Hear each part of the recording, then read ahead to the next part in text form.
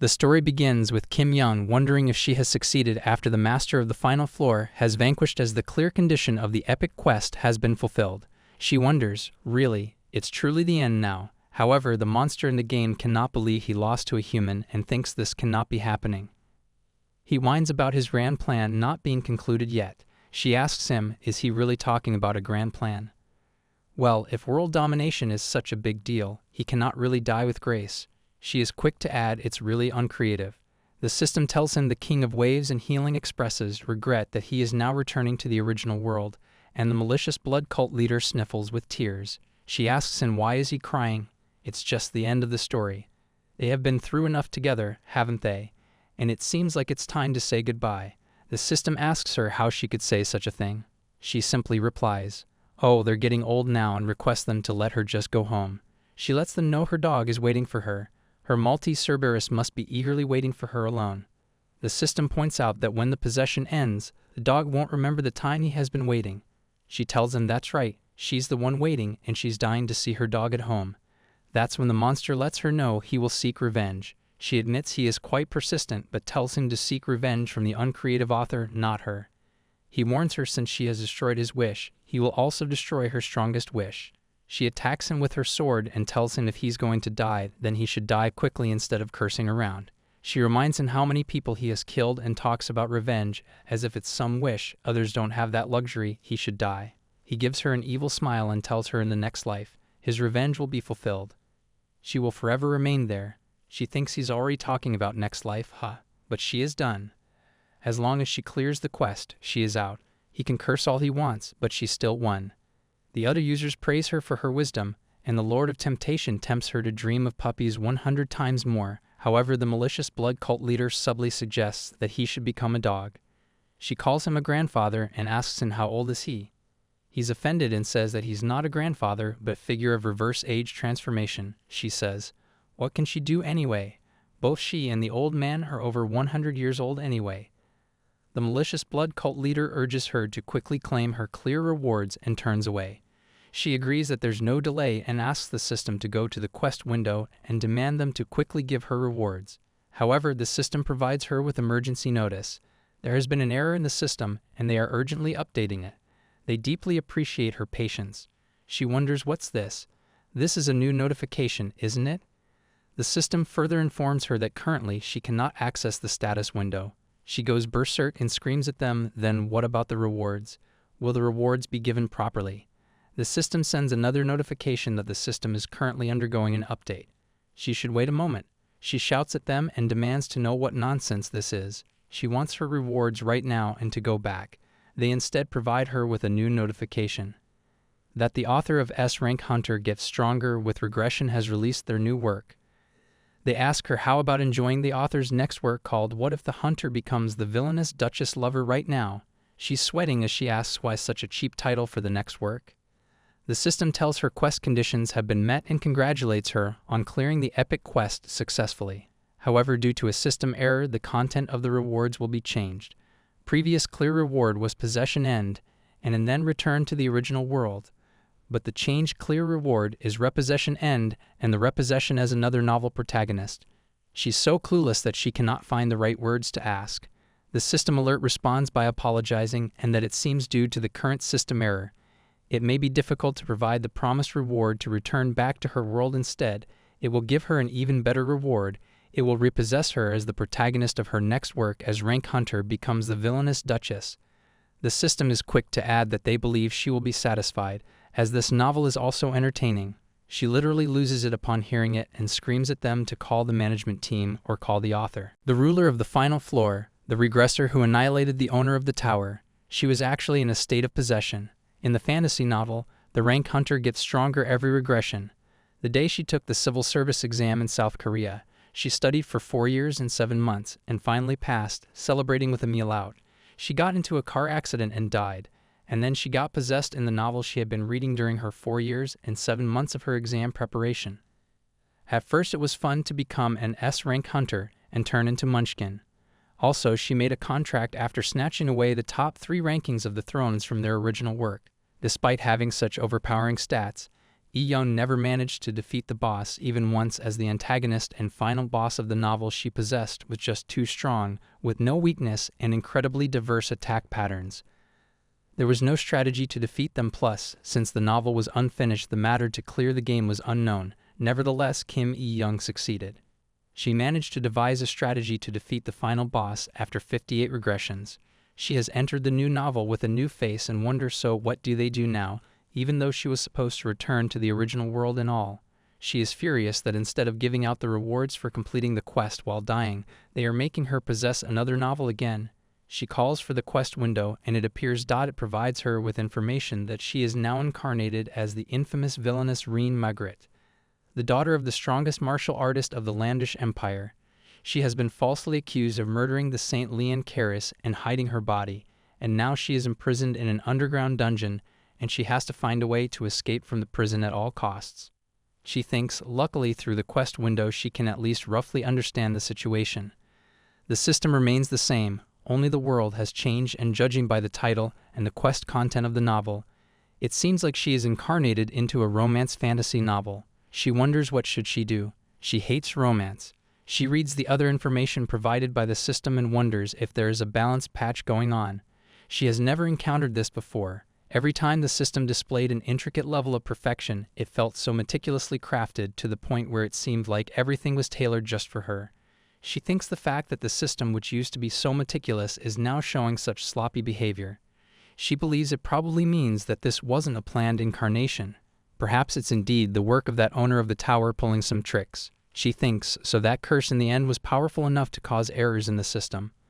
But there is no point in just thinking while trapped, so she should start with the quest. She knows she needs to escape from this prison, then she can also escape from this incarnation. She decides to first experiment to see the extent of her abilities.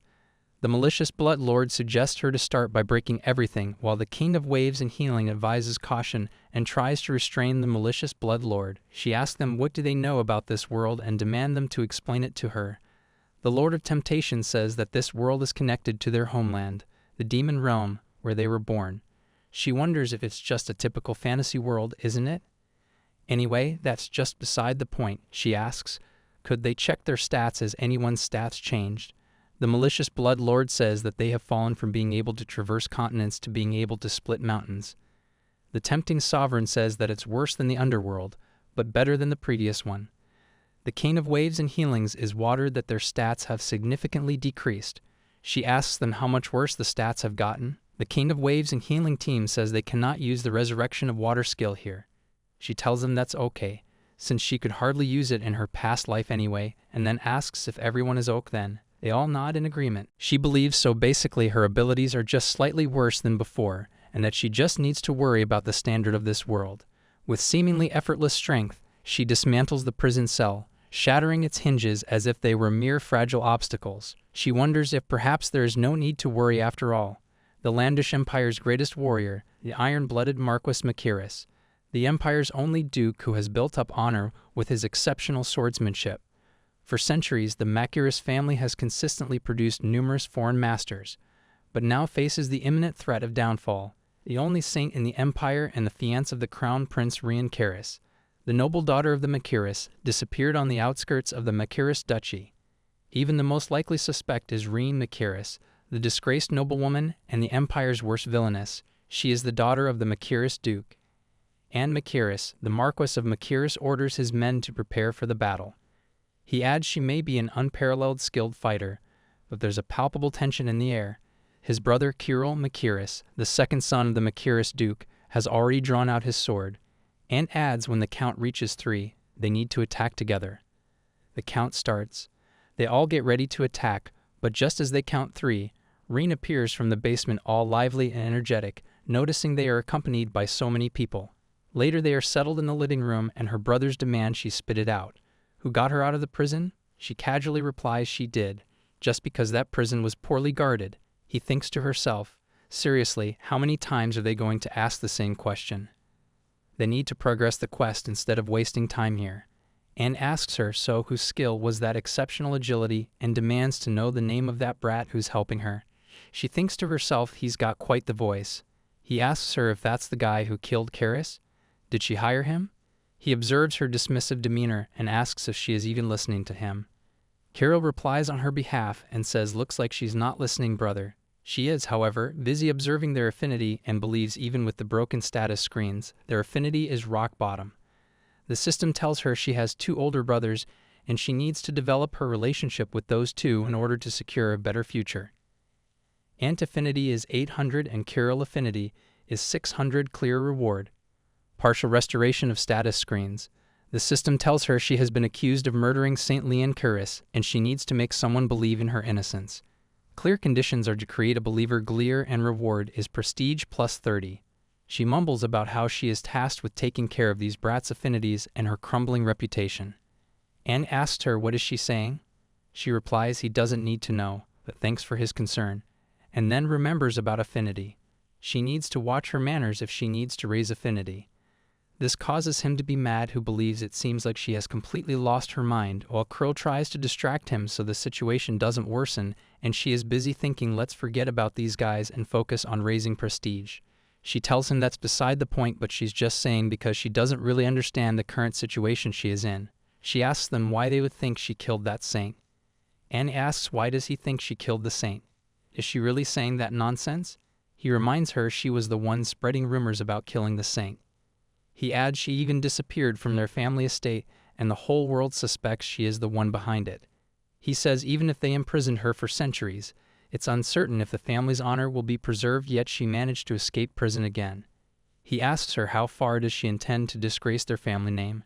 She simply replies all right, she got the information he mentioned and asks so where's the evidence? Is there a body? He says wasn't it dismembered? Is it still intact? Did she hide the body in evidence? That's why she's quite confident. She ignores his tantrum and simply asks so nothing's been found yet? Carol replies well, there's no solid evidence, but she is the only suspect. No one else came even close to being a suspect. Anne reminds them just her having a grudge against Karis is a challenging issue in itself. Anne questions if it wasn't her, then who could have killed someone so virtuous? Anne tells her it's not even too late now. If she confesses and reveals the location of the body, His Highness the Prince might forgive her, at least until the audience trial. He reminds her that father was going to the palace to preserve the family's honor to some extent, so if she has any last bit of conscience left, she should speak up. She wonders why are they bringing up the prince instead of the emperor here. Carol asks her what is with her reaction. He reminds her that the prince is personally overseeing this case. She says no, but why would the prince go to such lengths usually? But she's cut off by Ant, who questions is she still under the illusion that His Highness will favor her? He is quick to add it's been over 3 years since His Highness got engaged to Karis Lian, and she should get rid of the illusion that there will be an opportunity. He says enough with the family nonsense, and isn't she tired of this unrequited love? She realizes so that's what happened. Reen loved the prince too much, so she tried several times to kill his fiancé. She thinks it's too obvious to even think about, but something does not seem right. She remembers the quest log said she was accused of, so that could only mean one possibility, that Reen did not kill her. She believes the system may lack consciousness and shame, but it does not lie. Fiction doesn't lie to its readers, but it can certainly intentionally conceal the truth. She wonders so who could have done it then. She tells her brothers so she has got a rough idea of this situation and asks them to listen to her. She says well the saint could have left on her own. Ant rubs his face with his palm, while Carol looks at her as if she has lost her mind. Carol tells her to use her brain and reminds her Karis was scheduled to marry the prince in a month. Would someone like that suddenly disappear on their own? Reen thinks then the possibilities increase, as she might have run away because she did not want to get married. Anne asks her, does the saint seem like someone who would throw such a petty tantrum, and tells her not to equate herself with her. Reen says why such a narrow view where you can be useful? She warns him that with such a petty heart he cannot do much. She notices Carol seems to respond better than expected and wonders if she should exaggerate it a bit more. She adds but the saint must have struggled a lot. Ant inquires what does she mean. She reminds him he said himself that the saint is very kind, so she probably ran away because she did not like the prince but was too weak to reject him face to face. She gives them an evil grin and says so what about investigating the prince for now? Carol starts laughing and the system informs her that Carol's favorability has increased by 10. Reen says to Ant not to just doubt her, even if others don't know her. He is her brother, so how about trusting her for once? He says is she trying to emphasize their blood relationship now? She corrects him. It's not an emphasis. It's basic, isn't it? Just one's trusting and embracing each other as a family. Anne thanks for a moment, but then tells her if she had shown a gesture of trust even once, he would have believed her. But their family has given her chances repeatedly with the belief that she will come to her senses someday, and the result is this. She says, well, since there's a record, she guesses it cannot be helped. However, she extends an offer to them to just give her 1 month. If they give her just 1 month, she will prove her innocence. Both the brothers are taken aback by her demand, but Anne composes himself and asks her if she even knows what she will do. Rein tells him to stop it and just trust her for once. She smiles at him and asks if he's getting nervous because he knows she might be right. He clenches his fist and says fine, if she can prove her innocence he will do anything, even stake his name. She tells Kirill he is the witness. He eagerly agrees. The system then asks her if she would like to check the quest. She does, as she has been waiting. The quest shows that she made a deal with Ant to prove her innocence within 1 month and prove that she did not kill the saint, and the clear condition is to prove innocence. Clear reward is she can make one wish to Ant. She notices Kirill's favorability went up and thinks, oh, Kirill's favorability goes up too. But the problem lies for her. Why isn't Ant's favorability going up? She thinks even if his own brother's innocence is proven, his favorability doesn't increase, and what hidden settings does he have anyway? Ant abruptly turns and finds his sister with her hand extended, who asks him to take care of it for a month. He asks her what does she mean by take care? It might be wise to prepare for failure even now. He shakes her hand. She tells him, "Ok, thanks for worrying about it." Kirill says it seems like something has changed.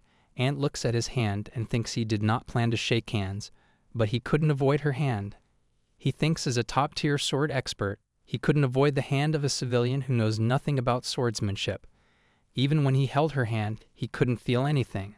No skills, no kindness. But a moment ago, he almost drew his sword without realizing and just reached out his hand. He wonders why. What on earth is this? Later, Rein thinks, what should she do now? She lacks too much information, so even if she tries to move, she doesn't know anything. She decides to start by obtaining some information sources and thinks there must be someone at this large mansion who is somewhat friendly towards her, right? However, the maids treat her very badly and misbehave with her and tell her to stop tarnishing the Duke's name any further. She wonders, how did Rein even survive here, as they are treating someone like this with such contempt. On top of that, her favorability drops even if she meets anyone. She decides to give up on getting information from this mansion, but one thing needs to be said. She holds the maid's hand and asks her to at least tell her her way to the room. The mansion is just too big for human decency. When she steps in her room, she is surprised as the room is actually nice compared to the treatment hut. She says, let's start by changing out of these uncomfortable clothes. Upon exploring her closet, she discovers an array of dresses, accompanied by matching jewelry and shoes. She is mad as these dresses look to her as fancy-looking candy wrappers. She figured that Duke would be wealthy since he is a duke, but to spend this much on this, she thinks it is sweet for a noble woman like this. She wonders if with this kind of wealth, he could easily buy information sources with money, right? Actually, it's easy for her to create admirers. The malicious blood priest has the grandpa's sorcery, and the Lord of Temptation has the grandpa's skill, but now, during the adjustment of status, the combat transport skill was triggered in the middle of a battle in the war, resulting in the death of the direct subordinate. Now skill usage must be suspended. She thinks now it's possible to kill everyone like back then, and it's a situation where it might be possible to regress like back then. She knows they need to move cautiously and decides first to confirm if the saint is really dead, as there are no bodies, no evidence, no witness. She thinks either the saint ran away or was murdered, but nobody knows for sure. If the saint is alive, she needs to get her statement. If she's dead, she needs to catch the culprit and solve the quest. If she proceeds step by step like this, she will eventually be able to leave this world. She asks the King of Waves and Healing if they can find the saint. The King of Wave and Healing replies if he has her belongings, he can track her. The malicious blood priest asks if it's okay to just blame anyone for the crime. The Lord of Temptation boasts about his expertise in his field. Rein warns him he is saying some dangerous things. It seems like there's someone here who also deals with the sacred, so the old tempter might get caught. The Lord of Temptation cannot handle the shocking matching. She tells them she thinks she should leave here. It seems like she won't be able to get any information sources, even if she spends money here. The King of Waves and Healing expresses concern about whether it's safe. She arrogantly says, oh, who's she? As an S-rank hunter and the regressionist who cleared the top tower. The malicious blood priest scoffs at the idea that everyone who meets her is in danger. The Lord of Temptation laughs uproariously at the joke from the malicious blood priest. The cunning Lord of Blood suggests going to the missing scene. She tells him it's a good idea, but she doesn't know where the missing scene is. The astute Lord of Blood makes a sharp observation. She says it's true, but she cannot give up. Even shit can be used for evil in this world. She goes to her brother Ant to get the report of the incident. She tells him if he doesn't want to remain as a family suspected of murdering the saint, so he should cooperate quietly. This causes him to be furious, who asks if she is threatening him. He then sighs and says he can give her the report. However, taking a guard with her is a condition. She tells him she doesn't need that. If it's his guys, they will just be a burden. He asks her if she doesn't understand the meaning of the condition. She points out at his closest associate and says that person will do since they will be watching her anyway and reporting back. Wouldn't it put his mind more at ease to send a closest associate? She also demands him to lend a carriage too. She arrives at the place where the saint was last seen. It's outside the Duchy of Machiris. According to the report, 10 days ago the saint disappeared while providing healing services in this slum. It is still unclear whether she was kidnapped or disappeared.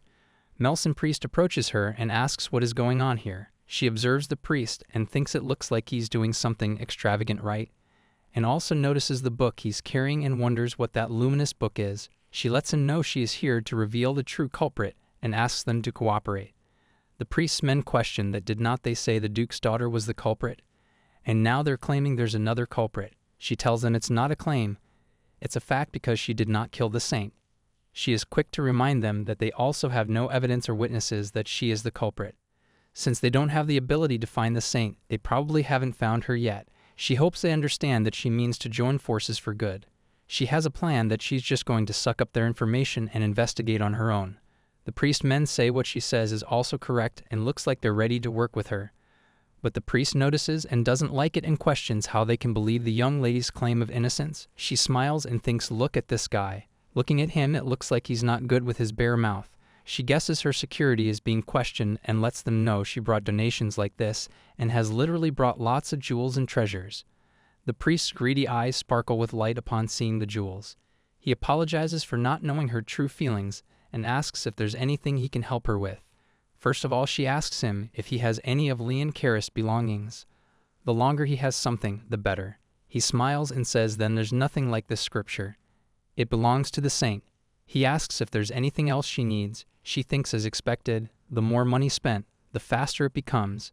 She tells him she wants to look around the tent where Lady Karis stayed. When she arrives at the tent, she notices it's neat, frugal at the level of advertising that she is a saint. The associate she brought along calls for her. He asks her about the donation. She says, why is there a problem? Because as she remembers thanks to it, she also got the scriptures. He says, no, that's not it. He thought she hated the church.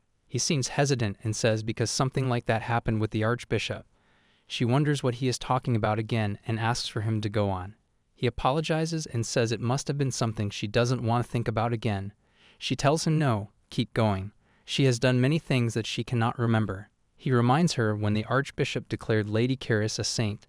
On that occasion, the young lady poured champagne into the archbishop's face. She sharply cuts him off and says enough and tells him to say no more. She thinks this body lived a very hard life. He adds that it wasn't because of the saint. The archbishop said she had committed a very indecent act. He says that's what happened. Still, people did not believe it and what the archbishop did was in vain. He asks her if that was also a misunderstanding. Right? She tells him to think whatever he likes. Isn't everyone like that by now anyway? Think what they like and do what they like. She thinks to herself, no one listens to someone without a bad reputation. She then tells him she will investigate her, so he should go out and wait. The old memories resurfaces. In past life, her previous life, even in countless regressions, it was something she had experienced several times. Moreover, it will be something she will experience in the future. In this situation, facts are of no use. The truth is what they want to hear because what they don't want to hear is a lie. She knows she cannot trust anything other than herself, and since she came in, the body is her. Is there anyone else in this world who can trust her as much as she does? She thinks no matter what suspicious or false accusations are thrown at her, she will still believe in Rein. Even if she was a really bad kid, what would she have done? In this world, everyone sees her as a bad person, so she should become a bad person. She makes a promise to Rein that she will listen to her. From now on, she will never doubt Rein. On the other hand, the priest informs Sidon and Zarad, who asked if the daughter of the Duke came to visit. The priest tells him they say they are conducting a direct investigation to prove their innocence. The priest thinks he would have never thought that His Highness the Crown Prince would send Sidon, a person who earned the title of mercenary king at the age of 20.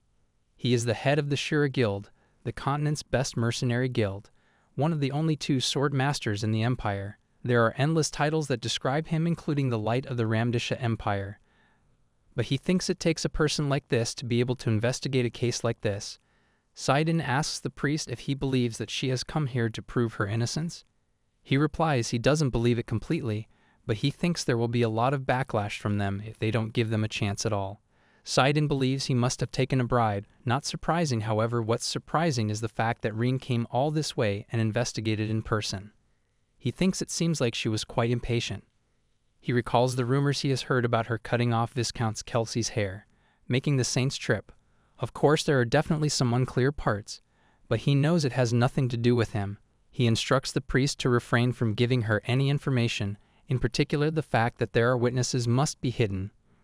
When the priest tries to say something, he cuts him off by saying this is what the Crown Prince ordered.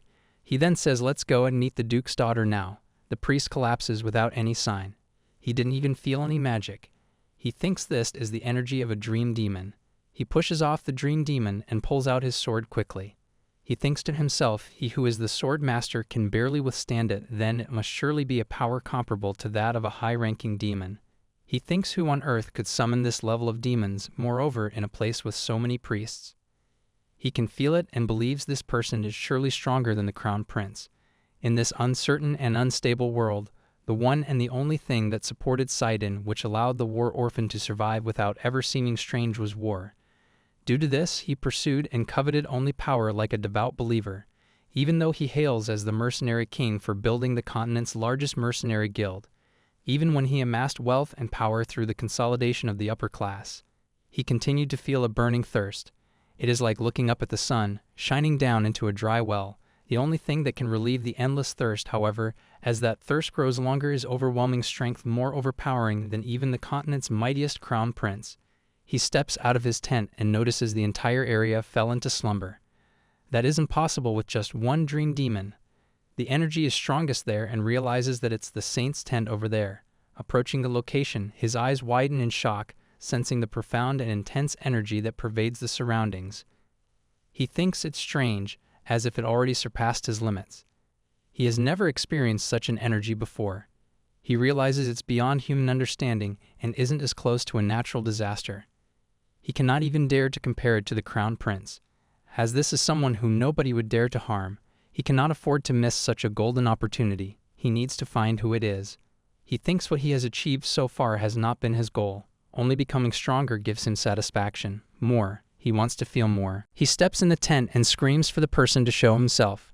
Nevertheless, he begins to feel dizzy, and before long, he collapses onto the floor, succumbing to unconsciousness. Our female protagonist notices him and thinks, what about this kitten? Moments ago, system notification popped up. They apologize sincerely for any inconvenience caused to the possessed person. The synchronization of possession and system adjustment has been completed. She thinks no wonder it has sealed half of her abilities. This must be designed to be solved later as a quest. She wonders why it is so annoying. She sighs and thinks she should be satisfied with this much, and asks if they find the saint with this scripture sister water. She asks the tempting old man, if he can summon a demon here, would it be trouble in front of the priests? The Lord of Temptation gets angry and tells her not to ignore him. She smiles and says, all right then, let's ask the priest for a short nap. And all the demons surround her. Back to the present, Sidon is unconscious. She has settled him in the bed and is sitting next to him, thinking he's really pretty. He reminds her of a cat she used to have next to her Blackie some time ago. The Cane of Waves and Healing admires the appearance of Sidon with her. She thinks there's something about these eyes that particularly catches her heart. The leader of the vicious blood cult says she really genuinely appreciates beauty. Reem replies, well, that could be the reason. The Lord of Temptation playfully suggests that he noticed her admiration when summoning demons, hinting that she has a fondness for handsome men. She meets the Lord of Temptation and thinks, what nonsense is he sinning? System alerts her that the Lord of Temptation has sent her a private message in exchange for 100 years reprieve from the afterlife. The Lord of Temptation demands to know how she can mute him just because he said she likes handsome men. She covers her ears and says it's so loud. Stop it. Please stop and think the system must be crazy. Why does it use private chat? She tells them to concentrate. Now they need to decide what to do with this guy. The Lord of Temptation complains that he doesn't like him since he fell asleep. She checks his stats and believes they are pretty strong. She then realizes no wonder the Dreamer Demon had a hard time. After all, strength is everything. Lord of Temptation says how about killing him right now? She says let's keep him alive for now as she quite likes him. She thinks because it's the first time someone whose affection toward Rein is not negative. She thinks well, he's not only pretty and cute, but also seems obedient, right? Looking at his favorability, it seems that he's not someone who only judges people by listening to others. The leader of Vicious Blood senses something ominous is going to happen.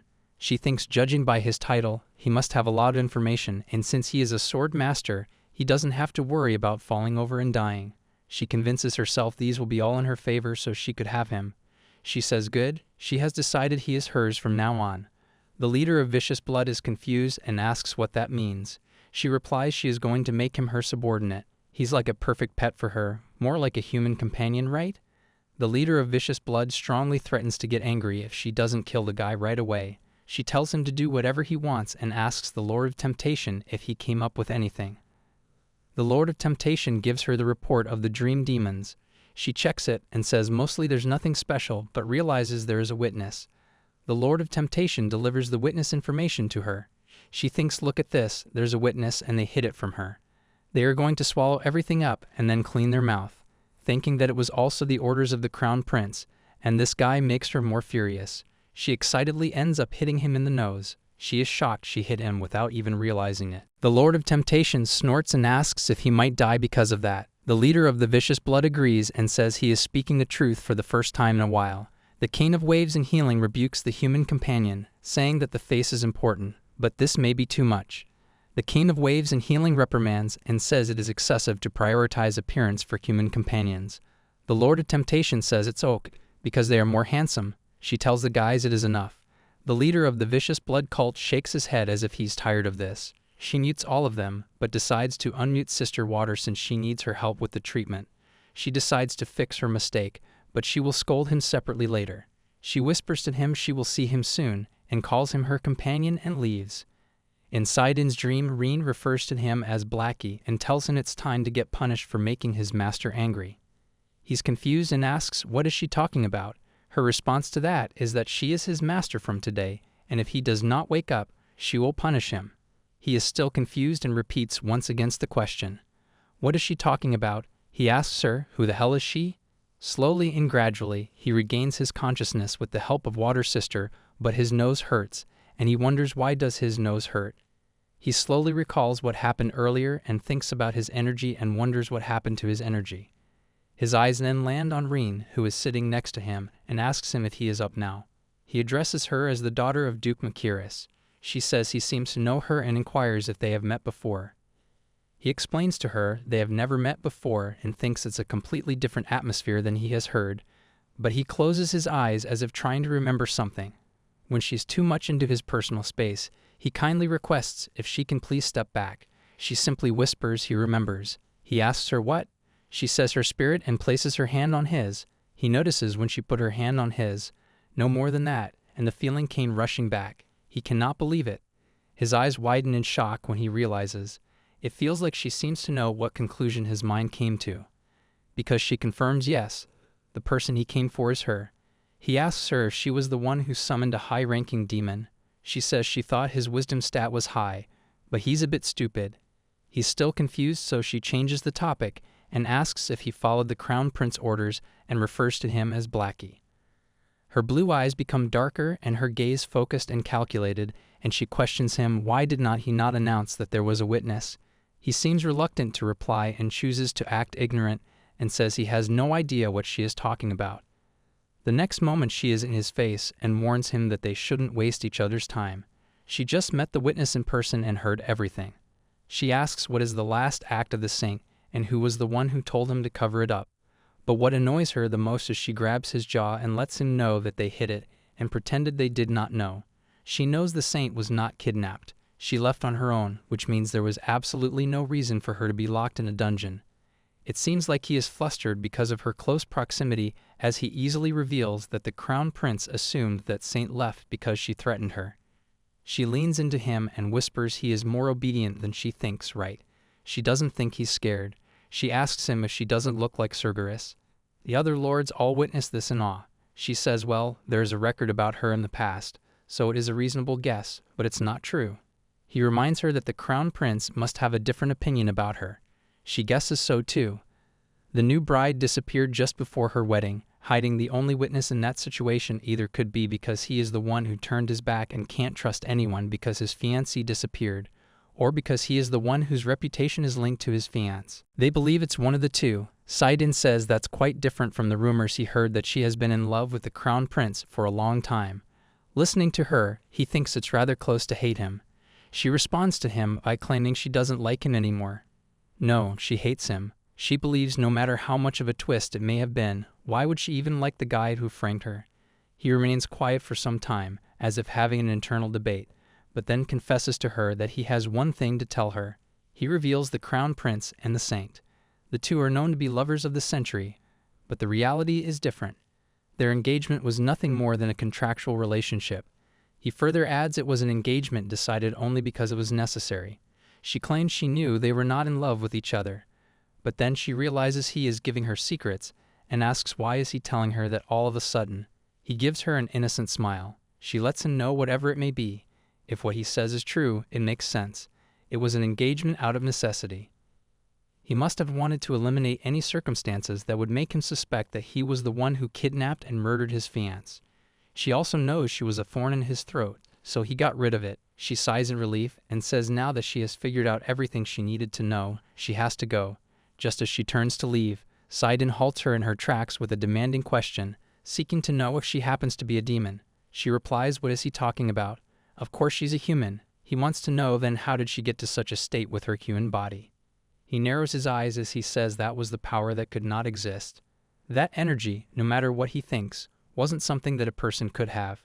It's not just strong, but a very dark power that seems to harbor an old grudge.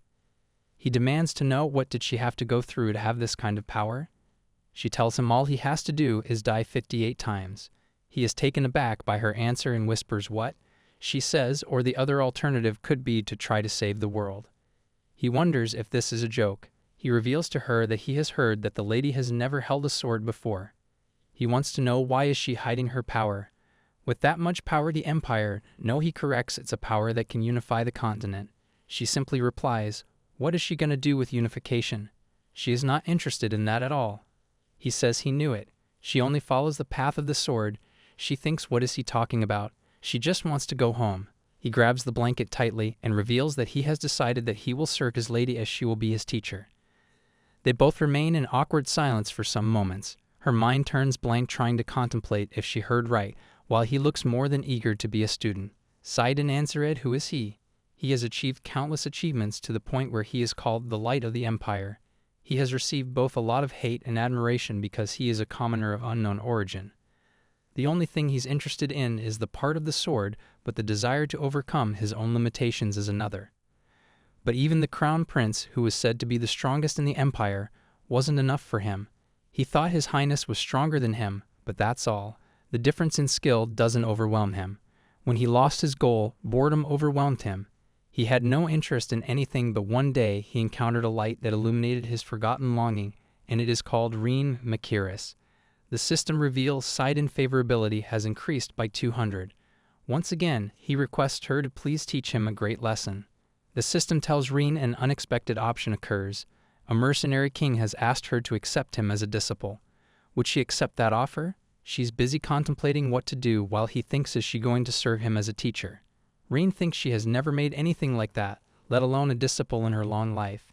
No matter how many years it takes, the end is the same anyway. She reveals it's hard to live alone, but she hates taking responsibility for other people's lives. She wonders if this guy is worth enough to overturn that idea. He looks at her with puppy eyes as he's waiting for her answer. It seems like she must have come up with her decision, as the system says the selection is complete.